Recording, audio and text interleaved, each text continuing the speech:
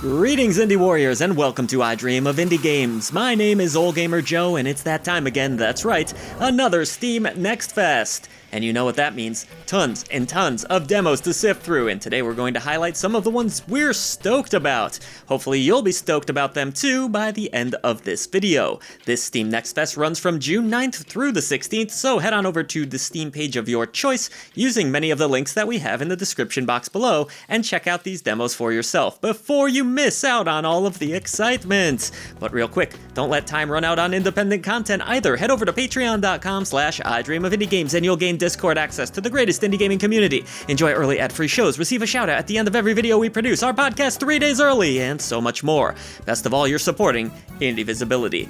Without further ado, let's get into those indie demos. Roll that beautiful bean footage, or game footage. Starting off strong with an arcade puzzle action game. This is Jupiter Junkworks, which kinda sounds like something a cartoon character would say in place of a bad swear word, but it's actually a super fun looking puzzle game where you'll be tasked with repairing a spaceship junkyard. Following Ryla, Grant, and June, you'll need to slam blocks in order to destroy the junk beneath them. There are power-ups, resources to earn, and tons of upgrades to acquire. Color matching will allow you to gather further resources and trigger massive block tumbles. You'll need to use a bit of strategy as you smash your way to victory. Arcade puzzle fans should have a smashing good time with this one. Heading deeper into our list, not really, this is only the second selection, we have Everdeep Aurora coming to us from Nautilus Games and Easebird Games. Here you play as a young cat girl looking for her mommy. You must drill deep down into the Everdeep while taking in the pleasing 16-bit visuals. The gameplay reminds me a bit of Downwell, but seems a bit more puzzle-focused. There are tons of characters to meet along the way, with plenty of side quests to boot. I'm loving the overall vibe of this one, so I can't wait to dig in. See what I did there? You know, I've mostly had good experiences with psychologists, but that's not the case with the Prisoning, Fletcher's Quest, where you get trapped in the mind of a game developer who is ever so close to finishing his project. This game, which plays out like a Metroidvania, also happens to be based on a true story and has you controlling Fletcher Howie Jr. as he attempts to escape the madness within. I love the cartoony visuals of the game, and it promises massive bosses, tons of weapons, plenty of upgrades, and 5 prison gang leaders to either take down or maybe even befriend. This was originally a prototype that was created in 2020 that the developers eventually ended up coming back to, so don't have a panic attack, the game is launching soon, but you can try the demo now for some exposure therapy. Moving on to a turn-based RPG, music to my ears, we have Artis Impact. This game takes place in a futuristic world where humans and AI seemingly coexist. You'll take control of Akane, exploring a variety of different locations, taking on side quests, and enjoying a somewhat lighthearted and humorous tale.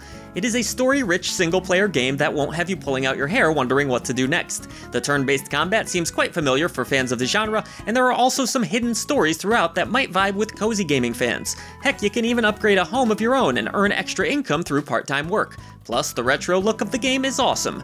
You can try the demo now, but the full release will be August 7th. Next up is one that we were hoping to check out at PAX East this past month, but didn't quite have enough time. Now we can all check out Off, a story-rich RPG that puts you in control of Batter, who wants to purify the world of ghosts, accompanied by his cat, the Judge. The game seems to have an offbeat style and sense of humor that's sure to delight fans of the strange and unusual, particularly fans of SNES RPGs like Earthbound. It's a little hard to describe what the game is. In fact, the Steam page itself doesn't go into too many gameplay details, but that's kind of what makes it so alluring. My tummy's a little bit rumbly, looks like I'm hungry for more demos. Consume Me is a game that seems to borrow from its developer's experience in school, which was mostly negative. And hey, maybe some of you out there can relate, huh? It's a life sim RPG all about how society can make people feel less than or bring you down. You control Jenny, a senior in high school. The game is made up of silly little puzzles about dieting, doing your makeup, and avoiding distractions. You can even do household chores for crappy wages to purchase whatever high school kids like to buy, and even try to find the boy of your dreams. The unique puzzles and themes of the game make it a unique offering in the indie gaming scene. With 13 different endings to uncover, it really seems like there's nothing quite like it. Check out the demo to get a taste for yourself, but don't fill up too much because the full game's coming out in September. Up next, a game that I've been anticipating for a long while now from the very talented folks over at Yacht Club Games, the old-school Zelda-inspired Mina the Hollower. Not only is it great to see this game finally receive an October release date, Halloween no less, but we are also treated to a brand new demo, and it's just as great as you would expect. Mina's awesome top-down retro visual aesthetic shines with the gameplay to match. It's cute, vibrant, plays great, sounds great, and I'm beyond ecstatic that we finally get the full release in just a few short months. Happy Halloween indeed. Moving along, publisher PLAYISM has 5 great indie offerings available during Steam Next Fest, which should keep you busy. And good news, I've tried a few of these myself, and they are a blast. Their offerings include the top-down 2D action release Outrider Mako, which looks completely bonkers in the best possible way, coming-of-age tale The Little Tomb, the Maholova Club, puzzle game Motion Wreck, which I think is awesome, dark mystery adventure Mind Diver, and underwater adventure Glaciered. PLAYISM's current offerings don't disappoint, so be sure to try all 5 of these demos before they vanish. If you can only pick one, my vote would go towards Motion Wreck, but they all offer something unique and different. Should be an exciting release cycle for PLAYISM. Maybe you're looking for a competitive sports title to try out this next fest. Perhaps Sparkball will be a good option for you. This 4v4 sports brawler isn't just about scoring points, you also need to land physical shots against your opponents. The developers describe this release as League of Legends mixed with Rocket League. Now, how's that for a combination? Yeah, I know many developers have been chasing the success of Rocket League for years, but hey, it looks like the game will be launching for free. I imagine with some sort of paid content mixed in there, but the demo is obviously free entirely, so give it a go. Publisher Headup Games has 3 interesting offerings during Next Fest: Bridge Constructor, for those of you who want to build a bridge naturally, retro action game Vessels of Decay, and twin stick shooter meets action RPG Look Mum, No Computer, a game for those of you who enjoy crafting. These 3 indies are obviously quite different from one another, so there's a little something for everyone.